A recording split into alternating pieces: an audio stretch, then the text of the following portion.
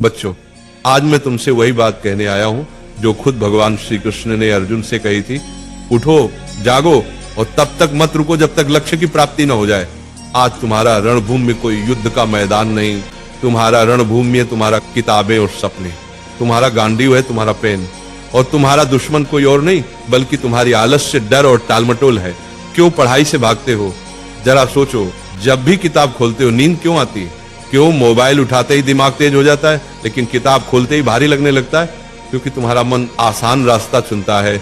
मन हमेशा कहेगा चलो बाद में पढ़ लेंगे, अभी आराम कर लो।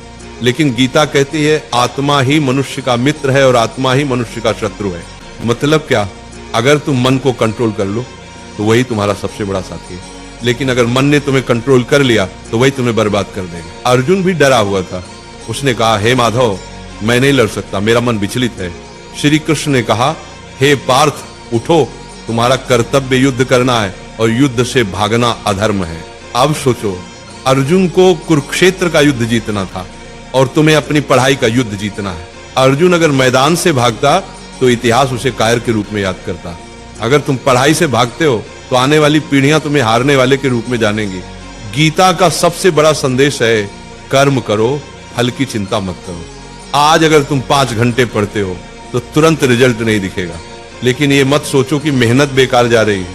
हर दिन का पसीना, हर दिन की पढ़ाई तुम्हारे अंदर ज्ञान और आत्मविश्वास का पहाड़ खड़ा कर रही है। फल अपने समय पर आएगा और जब आएगा तो दुनिया तुम्हारे कदम चूमेगी। आज तुम्हारा असली दुश्मन पढ़ाई नहीं, तुम्हारा असली दुश्मन है आलस्य, ध्यान भटकना, सोशल मीडिया और कल से पढ़ेंगे वाली सोच। गीता कहती है संयम ही सच्ची विजय है। अगर तुम अपने दिमाग को मोबाइल से हटाकर किताबों पर टिकाना सीख गए तो तुम वही विद्यार्थी बन जाओगे जिसे देखकर लोग कहेंगे ये लड़का भगवान की दी हुई मिसाल है। याद रखो, अर्जुन ने युद्ध इसलिए जीता क्योंकि श्री कृष्ण उसके साथ थे।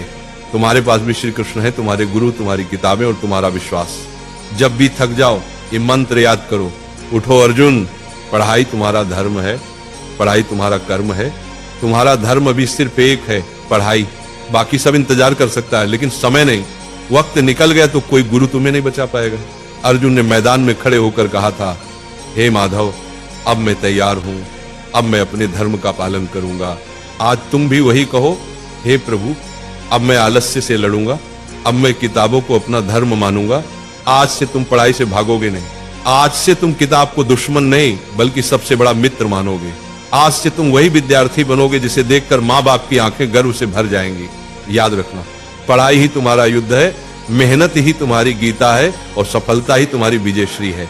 और एक बात नाम जाप किया करो, राधा राधा। 24 घंटा में सिर्फ मुझे 24 मिनट देकर देखो, फिर तुम कहना